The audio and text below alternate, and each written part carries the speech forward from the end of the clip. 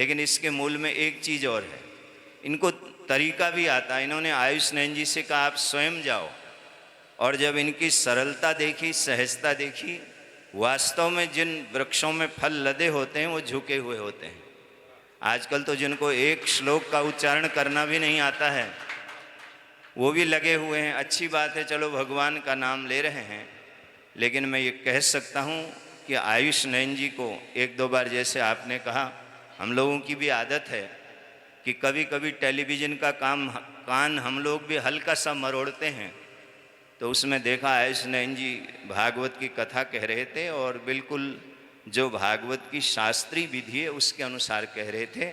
तो ऐसे ही प्रचारकों से हमारा सनातन धर्म सुरक्षित रहेगा, ये हम विश्वास के साथ कह सकते हैं।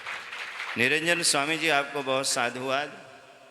होली महोत्सव के दिन आपने और आज एक विद्वान के जन्म दिवस के अवसर पर उनको प्रेरणा दी कि आप संतों का आशीर्वाद लो, और हमारे परम श्रद्धेय परमादरणीय सत्यव्रतानंद जी और इधर हमारे वैष्णव संत, ये भी वेदांत के बहुत अच्छे,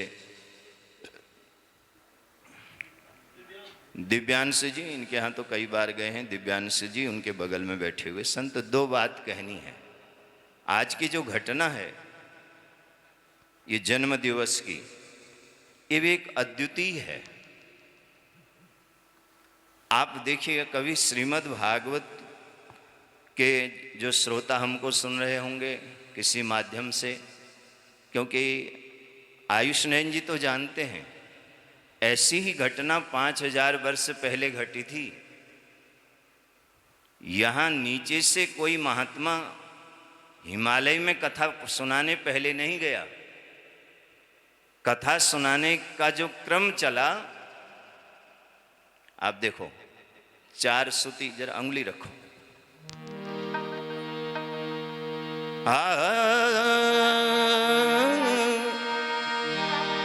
हमारे रविंद्रपुरी जी ने उसको स्पर्श किया। लेकिन चक्कर आज क्या पड़ा है, मेरे को बोलने की भी जरूरत नहीं पड़ती, यही पूरा कर देते हैं। समस्या यह है, आज 3 होली मिलन कार्यक्रम में जाना। एक तो आपके बगल में ही है ये,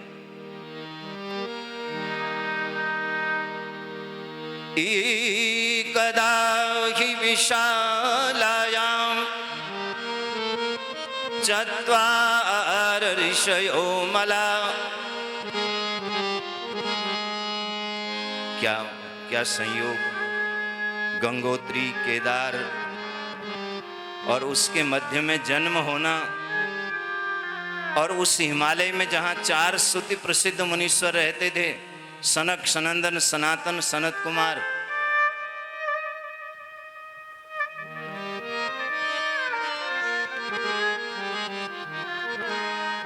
एकदा हि विशालायां चत्वार ऋषयो मला सत्संगार्थ समायाता दृश्यशुस्तत्र नारदम।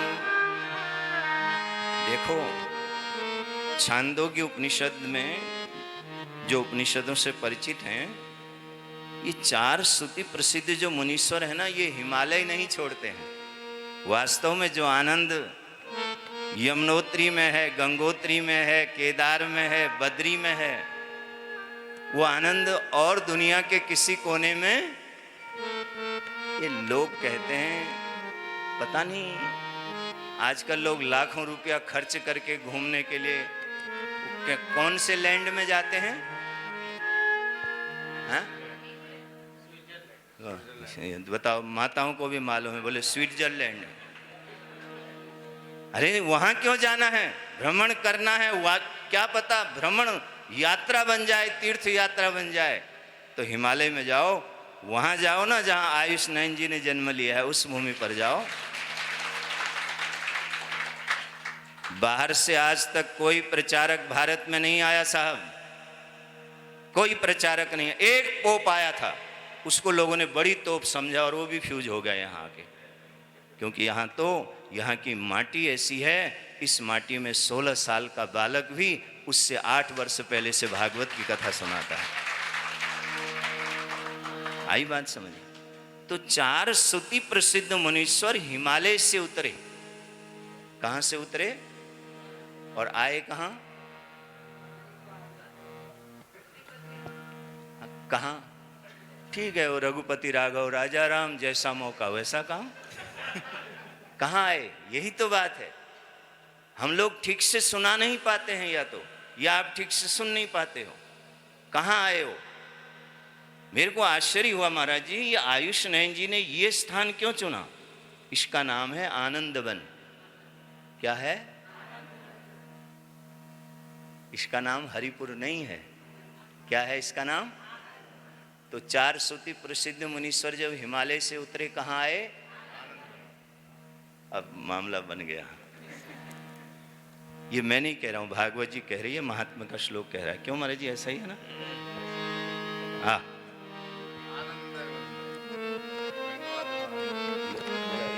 दोनों बोल रहे ना मिलके। अब क्या बटा हुआ है हमारा आपका? महात्म्य श्रीमद् भागवत। गंगा द्वार समीपे तू तटमानंद नामकम। ये मैं नहीं कह रहा हूं, भागवत जी कह रही है। कहां आए? आनंद वन में। और आयुष कृष्ण जी भी हिमालय से कहां आए? बस ये इतना ही कहना था मेरे को भाई। एक मिनट महाराज जी, आप तो संत हैं, और संत में भी आप महाराज हैं। महाराज कभी नाराज नहीं होते, और जो नाराज होते हैं वो महाराज नहीं होते हैं। जय हो महाराज पड़ोस में, मैं इसीलिए यहाँ पर बैठा भाई। थोड़ा देखो, जन्मदिन वाले दिन थोड़ा विनोद करना चाहिए। घर में मुंह खोल के हंसते हो, यहाँ तो दिल खोल के हंसते हो साहब। घर में सिर्फ कभी कभी मुंह खुलता है, वो भी गलती से, और आयुष नयन जी के पास आते हो तो दिल खुलता है। बहुत आपको साधुवाद, जन्मदिन की बहुत शुभकामनाएं कि आपने बिल्कुल एक प्रमाणिक जगह, मैंने कई बार कहा है, कई टीवी चैनलों के माध्यम से कहा है, इस ओर दृष्टि जाए सरकारों की। पहला जो ज्ञान यज्ञ चला था, देखो हरिद्वार का नाम संपूर्ण श्रीमद् भागवत में हरिद्वार शब्द नहीं है, गंगा द्वार है। क्या है? और गंगा द्वार में भी ये जो आनंद वन है, 4 श्रुति प्रसिद्ध मुनीश्वर यहीं विराजमान हुए। अचेतन अवस्था में पड़े हुए ज्ञान और वैराग्य को जो पहली कथा सुनाई गई, वो इसी भूमि से सुनाई, और इसी भूमि पर आपने राधा कृष्ण कृपा धाम बनाया। और आपसे जुड़े हुए, या जो फेसबुक लाइव के माध्यम से, यूट्यूब चैनल लाइव के माध्यम से, या अन्य आजकल, वैसे है तो ये माध्यम कई बार खतरनाक है जो तुम्हारी जेब में पड़ा है। रात को पहले मच्छर काटता था, दिन में अब ये काट रहा है। हर आदमी हर 2 मिनट में जेब में हाथ डालता है। हम सोचते हैं शायद दक्षिणा देने के लिए डाल रहा होगा, लेकिन महाराज वो नोट नहीं निकालता, मोबाइल हुआ निकालता है, और ऐसे ऐसे दिन भर घिसता रहता है। भाई कम घिसते हैं, माइयाँ ज़्यादा घिसने लग गई हैं। है बहुत अच्छा ये, क्योंकि यहाँ जो शब्द बोले जा रहे हैं, इनको भी आउट ऑफ कंट्री तक पहुँचा रहा है। तो बहुत बहुत आपको जन्मदिन की बधाइयाँ, और इतने श्रेष्ठ महापुरुषों का आज आपको आशीर्वाद मिला है। आशा ही नहीं, विश्वास है कि लिफाफे में जब डाक खाने की डाकघर की मोहर लग जाती है, फिर वो लिफाफा कहीं नहीं रुकता है। अब आयुष कृष्ण जी आप देखना पूरे देश में सनातन की ध्वजा को फहराएंगे इन्हीं शब्दों के साथ। आइए 2 मिनट मेरे साथ बोल दीजिए। कोई गढ़वाली फार्मूला सुना दूं? ये वो धरती जहाँ ऋषि मुनि, चलो फिर कभी सुनाएंगे। ये वो धरती जहाँ ऋषि मुनि जपते हरि नाम की माला, हरिओ हरिओ हरिओ हरिओ। ये वो धरती जहाँ ऋषि मुनि जपते हरि नाम की माला, जपते हरि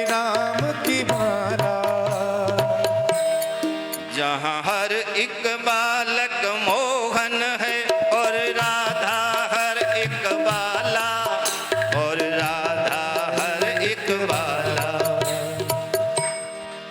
जहाँ सत्य अहिंसा और धर्म का पग पग डाले मेरा, वो भारत देश है मेरा, वो भारत देश है मेरा, वो भारत देश है मेरा, वो भारत। एक बार दोनों हाथ उठा के। जहाँ डाल डाल पर सोने की, जहाँ डाल डाल पर सोने की चिड़िया करती है बसेरा, वो भारत देश है मेरा, वो भारत देश है मेरा। हरि ओम हरि ओम हरि ओम हरि ओम हरि ओम हरि ओम हरि ओम। ये वो धरती जहाँ बहुत ऋषि। बहुत बोलो भारत माता की जय हो। अगले पड़ाव में बहुत बहुत शुभकामनाएं होली की भी। और महाराज जी को एक माला पहना देते हैं, इसी में 10 मुखी माला है। लो जय हो। बोलो गंगा मैया की।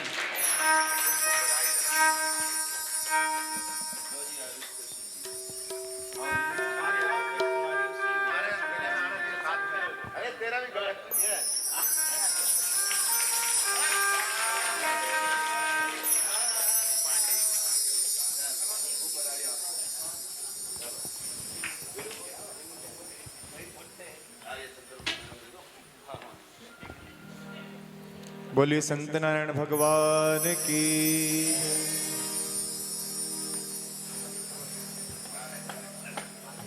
आप सभी से निवेदन है, आप सभी बैठे रहें।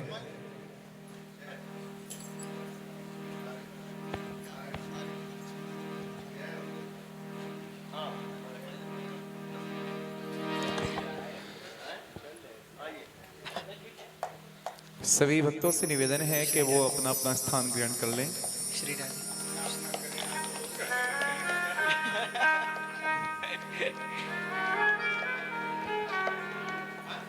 बोले गंगे मैया की जय। तो सभी लोग बैठ जाएंगे, पीछे जो लोग खड़े हैं सब लोग बैठ जाएंगे, आप लोग सब बैठ जाएंगे। 2-4 लोग पूज्य स्वामी जी को छोड़ने के लिए नीचे चले जाएंगे, बाकी लोग बैठ।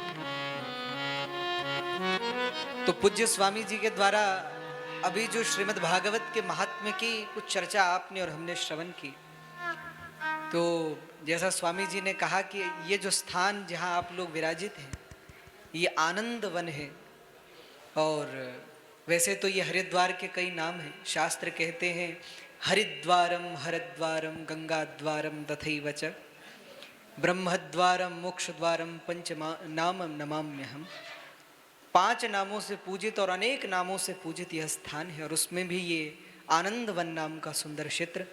तो इस सुंदर स्थान में आइए पूज्य महामंडलेश्वर स्वामी श्री उमाकांतानंद सरस्वती जी महाराज के पूज्य वक्तत्व से आप सभी लोग लाभान्वित हों।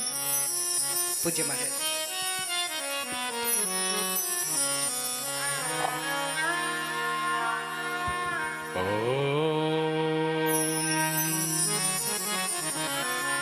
ब्रह्मानन्दं परमसुखदं केवलं ज्ञानमूर्तिं द्वन्द्वातीतं गगनसदृशं तत्त्वमस्यादिलक्ष्यम् एकं नित्यं विमलमचलं सर्वधी साक्षिभूतम् भावातीतं त्रिगुणरहितं सद्गुरुं तं नमः।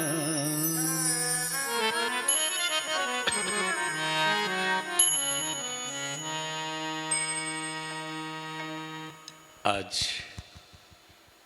इस वार्षिकोत्सव और जन्मोत्सव के शुभ अवसर पे मंच पे विराजमान हमारे प्रिय निरंजन स्वामी जी महाराज स्वामी सत्यव्रतानंद जी महाराज, स्वामी जी महाराज, दिव्यांश जी महाराज, पूज्य दिव्यांश जी महाराज और पूज्य स्वामी जी,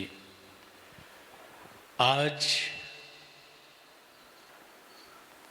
प्रिय हमारे पहली बार हमारी मुलाकात हुई 2 दिन पहले। आयुष कृष्ण नयन जी का जन्मदिन है। निरंजन स्वामी जी ने पहले ही कहा कि आयुष पाने वाले भी हैं, आयुष देने वाले भी हैं। कृष्ण भी है और कृष्ण के नयन स्वरूप भी है।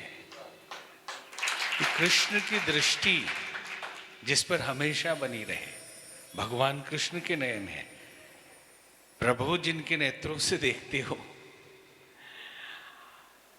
जन्म दिवस आजकल फैशन है साधुओं में भी, जबकि व्यास के लिए तो है, ब्रह्मचारी के लिए है, गृहस्थी के लिए है, जन्म दिवस मनाना चाहिए। साधुओं को नहीं मनाना चाहिए, सन्यासियों के लिए। लेकिन हरिद्वार में हमने देखा ये फैशन सा बना हुआ है। आप फर्क समझ लेना, इनका मनाना चाहिए क्योंकि ये सन्यासी नहीं, अभी ब्रह्मचारी है। गृहस्थी भी होंगे तब भी मनाना चाहिए, वानप्रस्थी भी होंगे तब भी मनाना चाहिए, लेकिन सन्यासियों को नहीं मनाना चाहिए। क्योंकि जब एक बार श्राद्ध पिंडदान कर दिया तो किस शरीर का जन्म, किसका जन्म मनाते हैं? या तो सन्यास झूठा है या फिर ये झूठा है। इनको मनाना चाहिए, इनके लिए शुभ है, अच्छा है, कल्याणकारी है। 16 संस्कारों में जन्मदिन को नहीं रखा गया था। गर्भाधान, पुंसवन, फिर आगे जन्म के बाद की प्रक्रिया होती थी। परंतु अब 16 के 16 तो हम मनाते नहीं, अब तो छोड़ ही दिया सब हमने। तो कम से कम फैशन में हम जन्मदिन और विवाह दिन मनाते हैं। क्या कहते हैं? बर्थडे और मैरिज एनिवर्सरी। भले सालों भर लड़े पति पत्नी, उस दिन पूरा खर्चा होता है। किस बात के लिए? ये बताने के लिए कि इतने दिन लड़ते हुए हो गए। लोगों को पता चले कि लड़ते झगड़ते हम लोग इतने दिन। अरे उसका स्वर्ण जयंती मनाते हैं, रजत जयंती मनाते हैं, फिर से विवाह की पूरी प्रक्रिया होती है। घर में जाके देखिए अंधीने दूसरे दिनों में तो बाप विस्फोट हुआ है। घर घर में लड़ाई चल रही है, लेकिन अच्छा है, मनाना चाहिए। जन्मदिन का एक बड़ा विशेष महत्व है। जिस दिन आप धरती पे पंचतत्वों का शरीर मिलता है, उस दिन अगर पंचतत्वों का पूजन किया जाए, विधि है इसकी जन्मदिन मनाने की, कि पंच तत्वों का विशेष मंत्र है हर तत्व के लिए, उन मंत्रों से उसका पूजन होना चाहिए। तो पंच तत्व कैसे करेंगे? हवा, अग्नि, तो उसके रंगों का पूजन करते हैं, उस रंग के पदार्थ रखते हैं और उसका पूजन किया जाता है। जितने वर्ष के हुए उतने दिए जलाए जाते हैं और एक बड़ा दिया जला, शाम को कर लेना आप लोग, अभी दिन तो है पूरा। एक बड़ा दिया जलाते हैं कि हम 15-16 साल ज्योति की तरह जगमगाते रहे। अब हमारी ज्योति और बढ़ेगी, हमारा प्रकाश और बढ़ेगा, हमारे अंतः प्रकाश के लिए भी और जगत को प्रकाशित करने के लिए भी। तो एक बड़ा दिया जलाते हैं, ये नियम है। और अभी हो क्या रहा है दूसरी जगह? मोमबत्ती जलाओ, हैप्पी बर्थडे टू यू, और मोमबत्ती बुझाओ, केक काट दो। केक से क्या लेना देना भाई? जिन लोगों के पास मिठाइयों का अभाव होता था, अंग्रेजों को मिठाई नहीं होती, उनको पता ही नहीं कि मिठाई क्या होती, उनको एक ही नाम है स्वीट या चॉकलेट, और एक बना लिया केक। इससे ज्यादा मिठाई देखा आपने कोई भी देश में नहीं मिलने वाला। किसी देश में आप घूम ले, आपको मिठाई नहीं मिलेगी। Cake, chocolate, biscuit, sweet. तो स्वीट मतलब मिठाई, तो यही है स्वीट उनका, केक। वही काट के खा लिए, बस हो गया जन्मदिन। यहाँ तो मिठाई ही मिठाई, केक क्यों काटो भाई? मिठाई बांटो और एक से एक मिठाई बांटिए। तो मोमबत्ती बुझाने की परंपरा, ये तो चलिए संत हैं, व्यास हैं, ये वैसा नहीं कर रहे हैं, आध्यात्मिक दृष्टि से बना रहे हैं, संतों को बुलाया है, सत्संग हो रहा है। लेकिन बहुत माताएं बैठी हैं जिनके घर में ये होता होगा, जहां मोमबत्तियां बुझती है और केक कटते हैं। केक भी काट लो, कोई बुरी बात नहीं, मोमबत्ती मत बुझाना। केक काट लेना भले ही कि फैशन है तो चलो केक भी खाने का मन है, इसी बहाने सब खा लिए, लेकिन मोमबत्ती मत बुझाना, दिए जलाना। हम अंधेरे की ओर नहीं जाना चाहते और न ही समाज को अंधेरे की ओर जाना चाहिए। हम उजाले की ओर जाना चाहते हैं और उजाले की ओर सबको जाना चाहिए। इसकी प्रेरणा ये दिया देता है।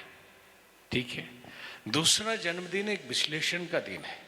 जैसे व्यापारी बिजनेस करता है तो साल में एक दिन वही खाता चेक तो रोज करता है, लेकिन साल में विश्लेषण करता है कि पूरे ईयर में हमारा बिजनेस ठीक चला या नहीं, और अगर कंपनी घाटे में है तो कारण क्या है, कहाँ गड़बड़ी हो रही है। आजकल इसके भी मैनेजमेंट होते हैं, अलग लोग होते हैं जो बताएंगे कि आपकी कंपनी में यहाँ यहाँ त्रुटि है, इसको ऐसे मैनेज करिए।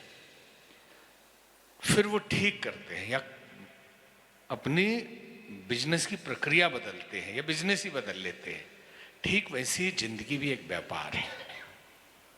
जीवन को अगर समझ के नहीं दिया तो एक एक पल एक एक क्षण हम खो रहे हैं। जन्मदिन 16 साल के हुए आपको, हमको लगता बड़े हो गए, या कोई 30 साल का हो गया, 50 साल का हो गया, बड़े नहीं हुए, उतने साल के छोटे हो गए। जितना मिला था समय गिन के उसमें से घट गया उतना, तो एक एक पल हम घट रहे हैं। तो बहुत सावधानी से जिंदगी को जीना है। जन्मदिन के दिन आत्मविश्लेषण करना चाहिए, स्वाध्याय करना चाहिए, मतलब सेल्फ स्टडी। हम अपने को देखें कि जिसके लिए मानव जीवन मिला है, क्या हम मानव जीवन की गरिमा के अनुकूल पूरे वर्ष जी पाए या नहीं। अगर नहीं जी पाते, लोग कहते हैं हिंसा, तो आप हम जितने लोग हैं सब लोग अहिंसक हैं। हिंसक हैं या अहिंसक, बताओ? अहिंसक है ना भाई। हम मांसाहार नहीं करते, किसी का दिल नहीं दुखाते, किसी को मारते नहीं। लेकिन अगर जिंदगी जीने में चूक कर रहे हैं, जितनी प्रतिभा क्षमता हमारे पास ईश्वर ने दी है, जो हम हो सकते हैं, उसके लिए मेहनत नहीं किया तो हम हिंसक हैं, आत्महंता है। हम अपने आप को मार रहे हैं। ईश्वर ने जो शक्ति, सामर्थ्य, समय हमें दिया था, हमने बर्बाद कर दिया, तो हम हिंसक हैं। दूसरे को तो नहीं मारा हमने, लेकिन अपने को ही मार दिया। जो होने की संभावना थी, सारी संभावनाएं खत्म कर दी। और रोते, हमारे पास भी क्षमता थी, हम भी बड़े ज्ञानी थे, हम बड़े गायक थे, हम बड़े चित्रकार थे, हम बहुत कुछ था, लेकिन समय समय की बात है। अरे समय की बात क्यों है, आपने पकड़ा नहीं। इसलिए जन्मदिन ये कहता है कि अगर पीछे भूल हुई है तो आज पकड़ लो। एक डायरी रखिए, पूरे साल का लिखिए कि ये मिस्टेक हुआ था। अगले साल की पूरी प्लानिंग करिए, हर हफ्ते, हर महीने, हर पूरे साल क्या करना है, कैसे जिंदगी को ले जाना है। तभी सफलता मिलेगी, तभी पवित्रता आएगी और जिंदगी सही दिशा में चलेगी। हमने छोड़ दिया। बिजनेस के लिए तो प्लान करते हैं, कार्य करने के लिए योजना, जिंदगी के लिए कुछ नहीं करते। हम जिए जा रहे हैं और बाद में पता चलता है अच्छा, बहुत लोग बैठे हैं जो खुद सोचेंगे इस पे कि हम भी कभी जवान थे, धीरे धीरे बाल पक गए, अब क्या, अब तो उम्र ही नहीं रही करने की, अरमान सारे रखे रह गए, तमन्नाएं अधूरी रह गई, आकांक्षाएं मर गई, सोचते रह गए, कुछ किया नहीं। तो जिसके पास जो अभी समय है उसको पकड़ लीजिए। ईश्वर से बड़ा होता है समय। क्या होता है? ईश्वर से बड़ा होता है समय। बोलेंगे ईश्वर तो सबसे बड़ा। एक बार ईश्वर न मिले फिर तपस्या करके पा सकते हैं, गया हुआ समय फिर नहीं आ सकता, लौट के नहीं आ सकता। तो जन्मदिन एक अध्ययन का दिन है। डायरी जरूर लिखना चाहिए। इसमें लिखिए कि कहाँ तक पहुंचे, कहाँ स्वाध्याय में कहाँ कमी है। कथा बहुत अच्छी बात है, ज्ञान बहुत है।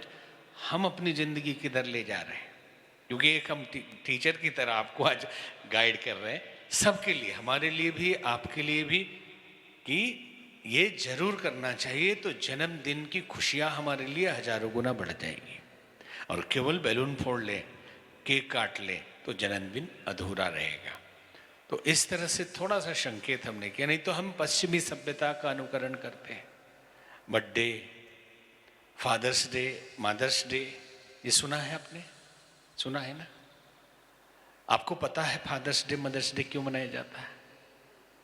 भारत के लोग यही समझते हैं कि माँ का सम्मान देने के लिए मनाया जाता है मदर्स डे, या पिता का सम्मान बढ़ाने के लिए बनाया जाता है फादर्स डे। नहीं,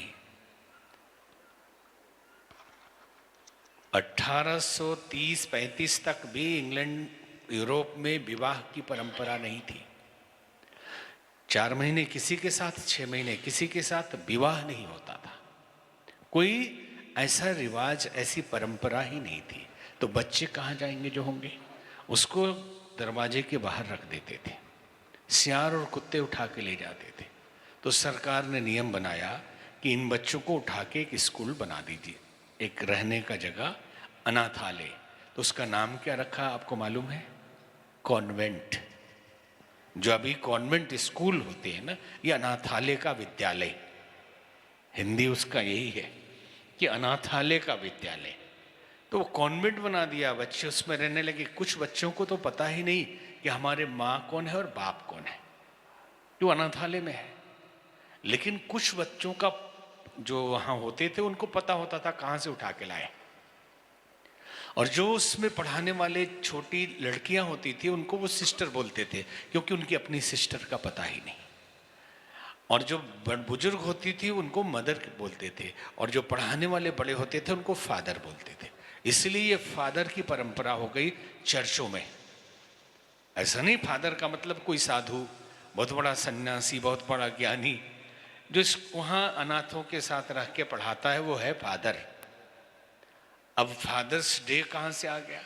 पता लग गया कि इस बच्चे के पिता वहाँ रहते हैं, वहीं से उठा के लाया था। तो उनसे बात किया कॉन्वेंट वालों ने कि एक दिन तो मिल लो बच्चे से।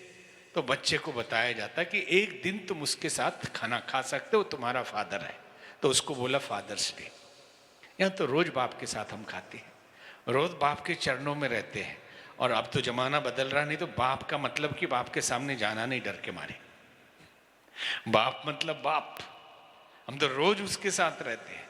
ठीक वैसे ही मदर, माँ का पता लग गया तो उसके पता नहीं कितनी पति हो चुके हैं माँ के, और न जाने कितने बच्चे हो चुके हैं, कितने कॉन्वेंट में हैं।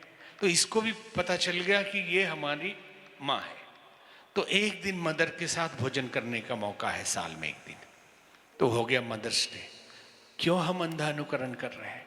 हम तो रोज माँ की गोदी में रहते हैं, माँ के साथ रहते हैं। हमारे लिए माँ वैसी नहीं हो सकती जो उनकी है। तो उनको एक दिन माँ के साथ खाने दीजिए। यहाँ अब एक और बात बोलना नहीं था, समय भी कम है, लेकिन याद आ गया। वैलेंटाइन का नाम सुना है? सुना है?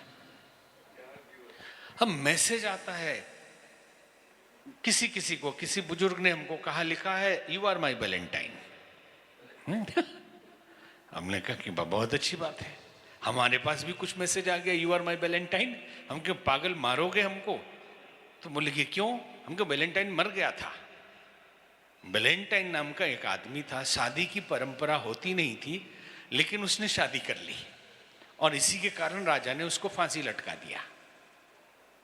और जिस दिन फांसी पे लटकाया वो 14 फरवरी, तो मर गया। तो कुछ पीने वाले उसके साथी लोग थे, शोक मनाए जाके वहां वैलेंटाइन के नाम पे, वही हो गया वैलेंटाइन डे। अब अपने फ्रेंड को आज वैलेंटाइन डे है, आप वैलेंटाइन हम हमारे हो। अरे मरेगा वो आदमी, उस दिन मरा था, शोक मनाने का दिन है, खुशी मनाने का नहीं। तो इस जन्मदिन के अवसर पे बहुत बहुत शुभकामना और आशीर्वाद आयुष नयन कृष्ण जी को, इसी तरह अपने जीवन में अध्यात्म को धारण करें और दूसरों को अपना अनुभव बांटते रहें। बाकी संतों को भी नमन। ओम शांति।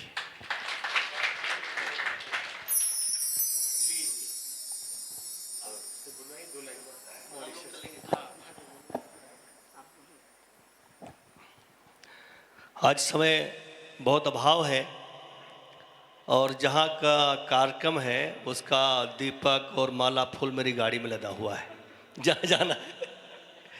तो ऐसे समय में मैं बहुत जल्दी में हूँ, महाराज जी भी जाएंगे, महाराज श्री भी साथ में ही हैं। तो मैं स्वामी सत्यव्रतानंद जी से अनुरोध करूँगा संक्षेप में आशीर्वचन दें, इसके बाद हम लोग निकलेंगे।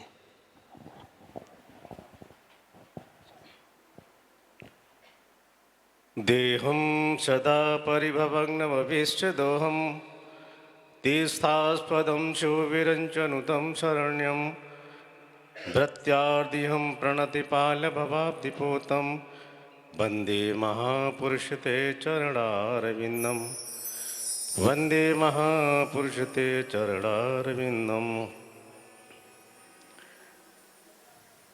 आइए हम सब मिलकर के इस पावन दिन को और पवित्र बनाएं, सब मिलकर के भगवान नाम स्मरण करें।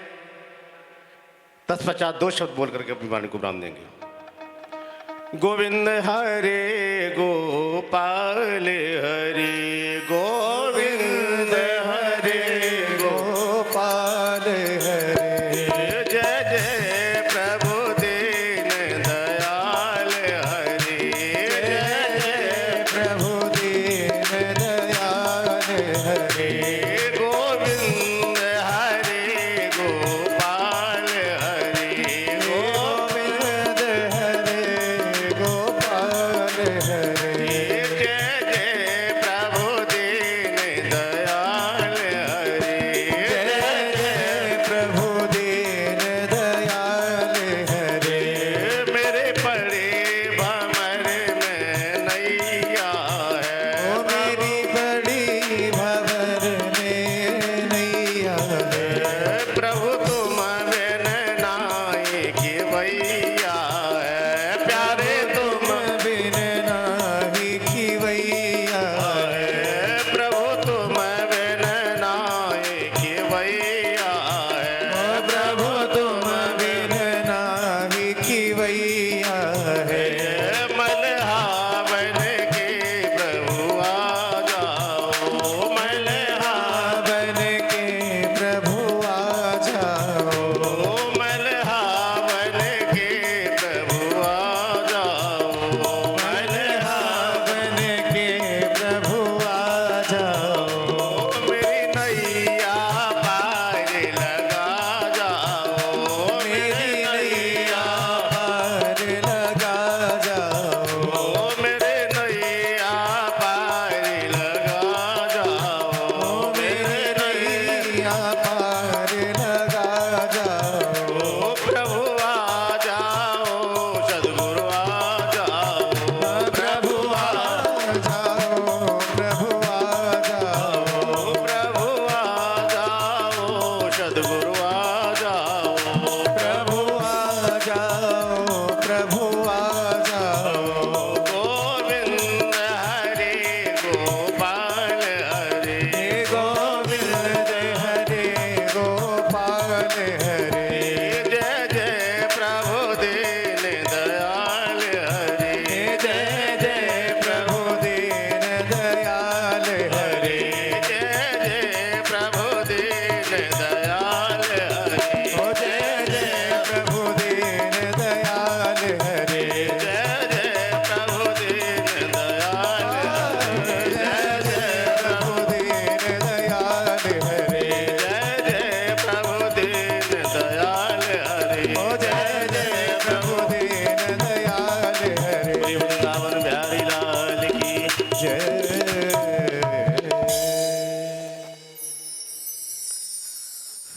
परम श्रद्धेय इस हम सबको इस पंडाल में जोड़ने का श्रेय हमारे अनुज व्यासपीठ पर विराजमान हमारे नयन किशन जी महाराज,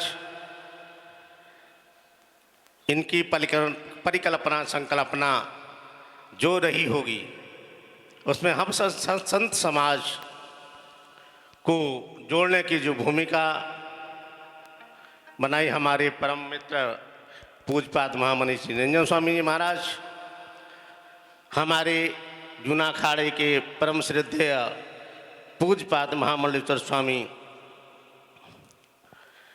उमाकांतानंद सरस्वती जी महाराज, हमारे भागवताचार्य, नाम स्मरण नहीं है,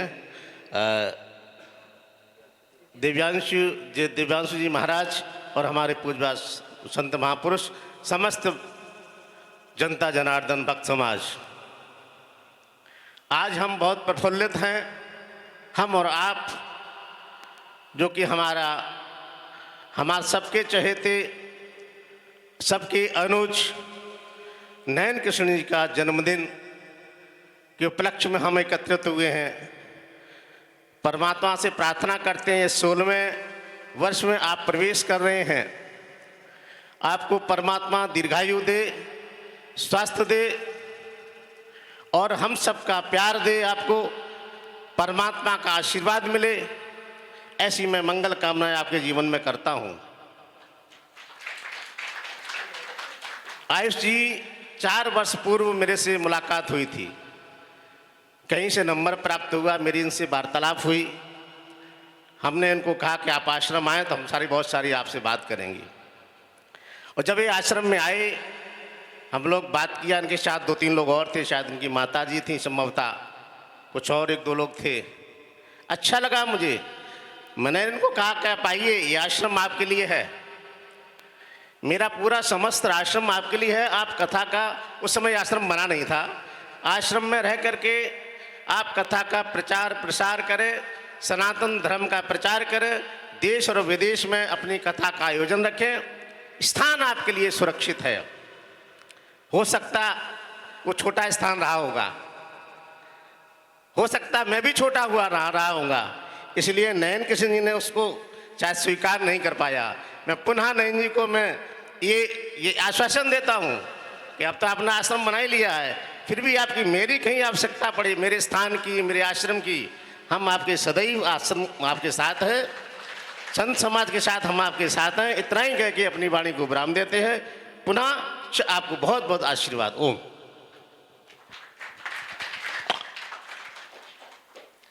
हमारे आयुष कृष्ण नयन जी बड़े होनहार, ये हमारे चमकते हुए सितारे और नक्षत्र हैं। गंगा मैया से प्रार्थना करता हूँ कि अगला जब जन्म दिवस हो, हम संत लोग मनाएंगे और भव्य रूप से आपका उसी समय एक दिन में 3 कार्यक्रम होंगे। महाराज श्री का जन्म दिवस महोत्सव, आश्रम की वार्षिक तिथि और होली महोत्सव, 3 कार्यक्रम हम एक साथ मनाएंगे। सभी संत महंत हरिद्वार के जितने दिग्गज आज इस मंच पर, सभी हरिद्वार के बड़े गणमान्य संत इकट्ठा हुए। सभी लोगों ने इनकी प्रतिभा को देखा। जैसे महाराज श्री ने कहा, आयुष कृष्ण, आयुष माने औषधि भी होती है, और भगवान कृष्ण की नज़रें भी इनके ऊपर वैसे ही नयन हैं, वैसे ही नक्श हैं, वैसे ही स्वरूप है। भगवान कृष्ण ही इनके अंदर विराजमान हो रहे हैं, ऐसा हम सबको इनके स्वरूप से आभास होता है। और इनका जन्मदिन की बहुत सारी, अनंत सारी, ढेर सारी शुभकामनाएं। दिन दूना रात चौगुना अपने में माता पिता का, हरिद्वार का, उत्तराखंड का, देश का नाम रोशन करें। ऐसी माँ को मैं प्रणाम करता हूँ कि जो ऐसे ध्रुव प्रहलाद सरीखे सुपुत्र को जन्म दिया। एक संतत्व की ओर हम सब यही कहते हैं, साधुता की जब बात आती है, कोई कथा व्यास या कोई आता है, तो हम लोग उसको समझा बुझा के घर वापसी ही कराते हैं कि गृहस्थ धर्म से बड़ा कोई धर्म नहीं है। सब साधु ही बन जाएंगे तो हम कटोरा लेके कहाँ जाएंगे, हमारे लिए बड़ी समस्या हो जाएगी। इसलिए जनक की तरह आप विदेह राज बने, संत बने, और जहाँ संत जनों का, संत कहते हैं सज्जनता को, साधु कहते हैं सज्जन व्यक्ति को। अभी ने इन्होंने एक श्लोक बोला, शैले शैले ना माणिक्यम मौतिकम ना गजे गजे, साधो ना सर्वर्त चंदनम बने बने। चंदन लगाने से कोई साधु नहीं होता, हर पर्वत पर कोई मणि नहीं होती। ये साधु संत अखाड़े जो बने वो देश के रक्षा के लिए बने थे। एक इतिहास है बहुत बड़ा इसका। अखाड़े बने, युद्ध हुआ, लड़ाइयाँ हुई। हम मास्को से लेके लाओस तक थे। हमारे देश के 18 टुकड़े हुए, छोटे छोटे भागों में देश बटा। इसके बाद आदि शंकराचार्य का प्रादुर्भाव होता है। उन्होंने सागर से लेकर के हिमालय तक यात्रा की और देश के 4 हिस्सों में 4 मठ बनाए, मतलब 4 खूंटा गाड़ा। अस्त उत्तर श्याम दिश देवतात्मा हिमालयो नाम नगाधिराजा, कि ये हमारा जो बचा खुचा है, ये हमारा अखंड भारत है। इस तरह संत परंपरा चली और हरिद्वार उसका सभी अखाड़ों का मुख्यालय है। यहाँ बहुत बड़े बड़े अखाड़े और द्वारे, सभी संप्रदाय के संतजन हरिद्वार में रहते हैं। जहाँ संत रहते हैं वो तीर्थ बन जाता है। जहाँ भागवत कथा होती है वो भक्ति की गंगा बहती है। ऐसी भक्ति की गंगा महाराज श्री पूरे दुनिया में प्रवाहित करते रहें। देश विदेश में जहाँ भी हमको मौका मिलेगा वहाँ हम प्रार्थना करेंगे, चलेंगे। अनंत सारी ढेर सारी कामनाएं। हम लोगों को आगामी 3 कार्यक्रमों में जाना है, इसलिए हमको जाएंगे और कार्यक्रम आगे चलता रहेगा। बहुत बहुत धन्यवाद। मॉरिशस में जो शाश्वतम आश्रम है महाराज जी के सानिध्य में चलता है। आप सभी लोगों को बिल्कुल ये मॉरिशस की ओर से।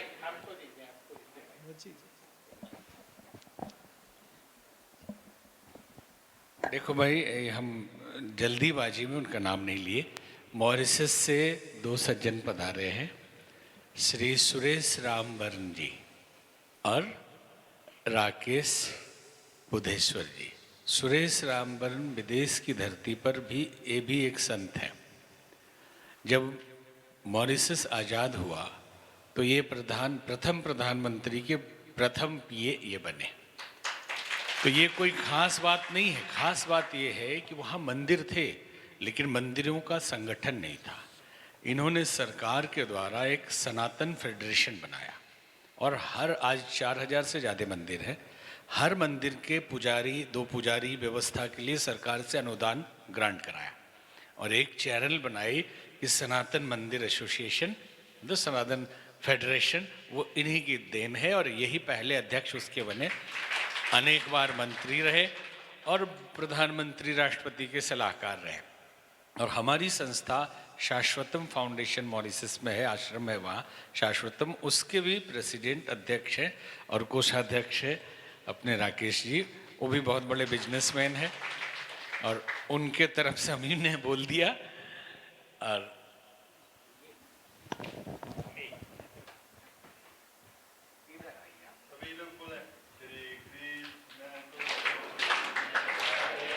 मुरारी हे नाथ नारायण वासुदेव। श्री राधे। अभी पूज्य श्री महामुनि श्री निरंजन स्वामी जी कह रहे थे कि भारत जो अखंड था उसके कई कई हिस्से हुए, कई कई भिन्नताएं बनती चली गई। किंतु मुझे लगता है कि हमारे भारतवर्ष के जो महामनीषी विद्वद्गण समस्त संत समाज है, भू क्षेत्र में भले ही आज भारत अखंडता में न हो, किंतु भावनाओं में संपूर्ण विश्व में आज भारतवर्ष व्याप्त है। उसके लिए हमारे भारत के संतों का बड़ा परिश्रम है। आज यहाँ पर विराजमान पूज्य श्री महामंडलेश्वर स्वामी श्री उमाकांतानंद सरस्वती जी महाराज विराजमान हैं और आप मॉरिशस की धरती से पधारे हुए हैं। जरा विचार कीजिए कि भारतवर्ष से बहुत दूर, किंतु वहाँ भी हमारे सनातन धर्म की ध्वजा लहरा रही है, तो ये कितने आनंद की बात है। प्रथम दिवस जब पूज्य स्वामी जी से भेंट हुई तो वहाँ आपसे मिलना हुआ, ये भी एक भाग्य की बात है। और मुझे जब पूज्य स्वामी जी के द्वारा पता चला तो बड़ा आनंद हुआ। हमने आपसे भी कहा कि आप भी स्वामी जी के साथ अवश्य पधारिएगा। क्योंकि कितना बड़ा कार्य कि भारत आप ही लोगों से तो अखंड है।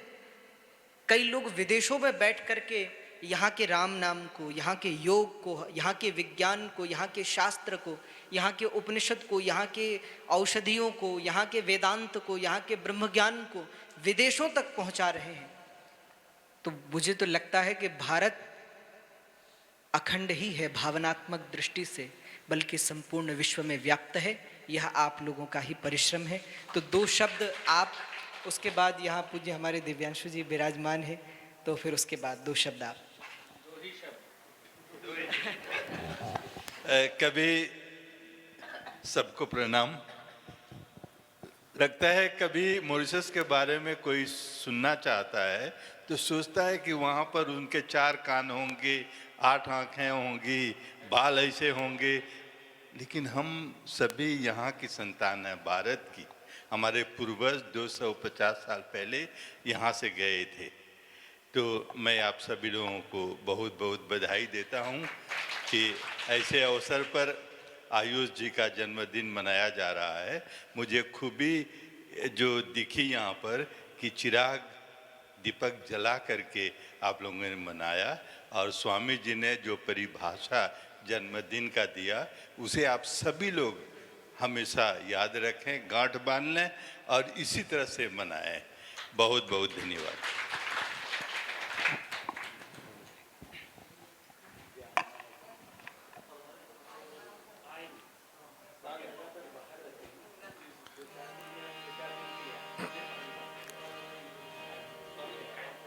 श्री राम जय राम जय जय राम। श्री राम जय राम जय जय राम। श्री राम जय राम जय जय राम। श्री राम जय राम जय जय राम। श्री राम जय राम जय जय राम। श्री राम जय राम जय जय राम। श्री राम जय राम जय जय राम। श्री राम जय राम जय जय राम। श्री राम जय राम जय जय राम। श्री राम जय राम जय जय राम। श्री राम जय राम जय जय राम। श्री राम जय राम जय जय राम। श्री राम जय राम जय जय राम। श्री राम जय राम जय जय राम।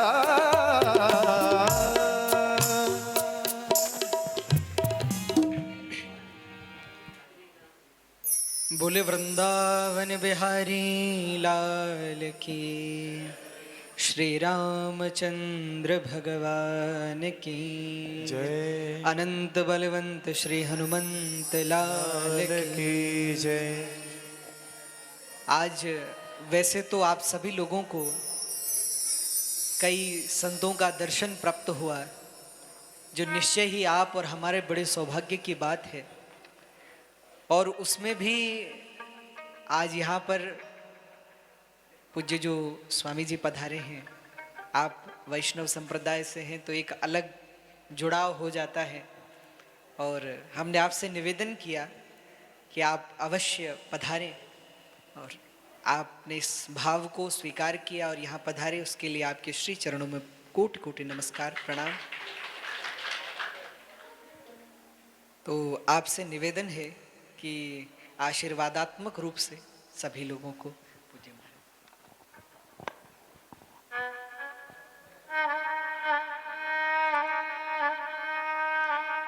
अस्मद्गुरुभ्यो नमः। अस्मद्परमगुरुभ्यो नमः। अस्मद्सर्वगुरुभ्यो नमः। श्रीमते रामानुजाय नमः। श्रीशैलेशदयापात्रं धीभक्त्याधिगुणार्णवं यतीन्द्रप्रणवं वन्दे रम्यजामातरं मुनिं। लक्ष्मीनाथसमारम्भां नाथयामुनमध्यमाम् अस्मदाचार्यपर्यन्तां वन्दे गुरुपरम्पराम्।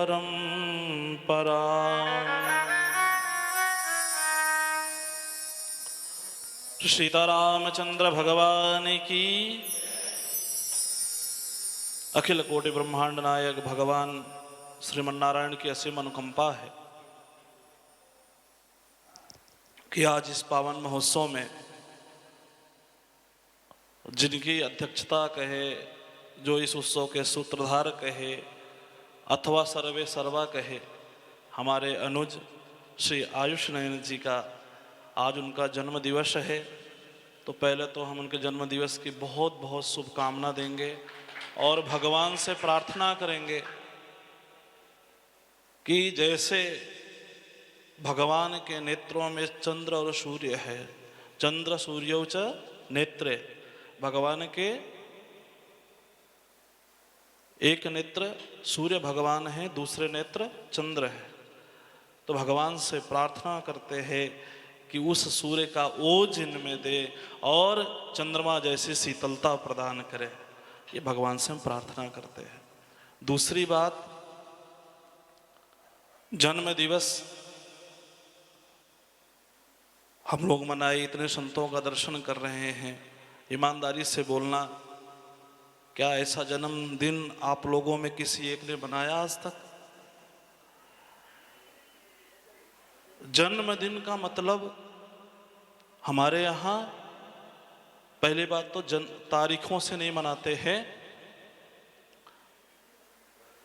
तिथि से मनाते हैं। जिस तिथि में जिसका जन्म हुआ हो उस तिथि के दिन मनाते हैं। महीने की जो तिथि भी होगी उस तिथि के दिन मनाते हैं। आइए मनोज, आइए शास्त्री जी, जैसे मना रहे हमारे अत्यंत आत्मीय श्री शास्त्री जी, जैसे मना विराज।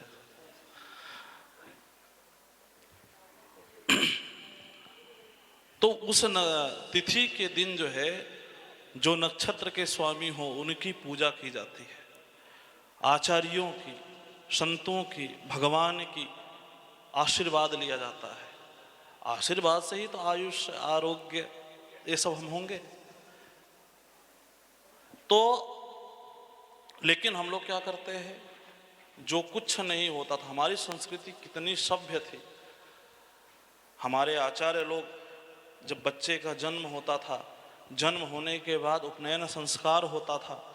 उपनयन संस्कार के बाद संतों के हाथ सौंप देते थे। चक्रवर्ती राजा के पुत्र भगवान राम, क्या कमी थी दशरथ जी के पास? स्कूल को ही घर में बुला लेते, गुरुजी को ही रख लेते वेतन दे करके। जंगल में क्यों भेजा? उनको मालूम है राम महल में नहीं बनेंगे, राम यदि बनेंगे तो वशिष्ठ जी की कुटिया में ही राम बनेंगे। तो वो उपनयन संस्कार होने के बाद बालक को ले जा करके आचार्य लोग ब्रह्मचर्य दीक्षा दे करके अध्ययन कराते थे, वेद का अध्ययन कराते थे। क्या करना, आज धर्म के बारे में बड़े बड़े धर्माचार्य बहुत बड़ी बड़ी बातें करेंगे। धर्म को समझना साधारण है, वेद को समझना साधारण है। पोथी लाए, खोल के पढ़ लिए, मनमानी अर्थ कर लिए। यदि ऐसा ही होता तो जितने भी हमारे आचार्य हुए हैं, चाहे वैष्णवाचार्य हुए चाहे अवैष्णवाचार्य हुए, उन लोगों को इतने बड़े बड़े भाष्य क्यों लिखने पड़े? तो अंतिम में जा करके आचार्य लोग के पास रह करके और जब उनका 25 वर्ष तक या 20 वर्ष तक ब्रह्मचर्य अवस्था में रह करके अंतिम में आचार्य उपदेश करते थे। वेदम अनुच्चाचार्यो अंतेवासिना मनुशास्ति, कठोपनिषद कहती है। अंतिम में जो वेद अध्ययन कराने वाले आचार्य हैं अपने अंतेवासी मतलब शिष्य को अनुशासित करते हैं। क्या बोले? सत्यम वद पुत्र, यहां से जा रहे हो, जाने के बाद संसार में भटक मत जाना, सत्य का वाचन करना। धर्मम चर, धर्मम चरा, देखो लोगों ने है कर तो वही रहे हैं। धर्मम चरा का अर्थ है धर्म का आचरण करो, लेकिन हम लोग धर्म को चर गए। जैसे जानवर चर जाते हैं ना, वो क्या कहते हैं, घास को, वैसे हम लोग धर्म को चर रहे हैं। तो धर्मम चरा स्वाध्यायान न प्रमदः, जो तुमने अध्ययन किया है उसमें कभी प्रमाद मत करना, उसे स्वाध्याय करते रहना। जो तुमने अध्ययन किया यहाँ पे, स्वाध्याय प्रवचनाभ्याम न प्रमतितव्यम, केवल स्वाध्याय मत करना, अध्ययन कराने में भी, अपने शिष्यों को पढ़ाने में भी आलस्य मत करना, प्रमाद मत करना। तब जाकर के आचार्य की आज्ञा लेकर के वो बालक फिर आगे वेद कहते हैं। ये जो तुम्हारे माँ बाप हैं इनको ये जाकर के साधारण मत समझना। मातृदेवो भव, पितृदेवो भव, आचार्य देवो भव, अतिथि देवो भव। माँ देव है, सर्व तीर्थमयी है। अभी स्वामी जी बताए ना कि वो कॉन्वेंट में पढ़ाने लगे, ये तो गुरुकुल ही सिखाएगा। कॉन्वेंट तो मदर्स डे और क्या मॉम डैड, मुझे अंग्रेजी नहीं आती है, तो ये सब ऐसी चीजें सिखाएगा जो है। लेकिन गुरुकुल में विद्यार्थी जाएगा तो हमारे अनुज के जैसे आयुष कृष्ण की तरह बनेगा। ये प्रत्यक्ष प्रमाण है। आज भारतवर्ष में गुरुकुल की जब से परंपरा टूट गई, आज कहने में अत्योक्ति नहीं है। देखिए, अगर हम लोग नहीं बोलेंगे तो कौन बोलेगा, और मंचों से नहीं बोलेंगे तो कौन बोलेगा।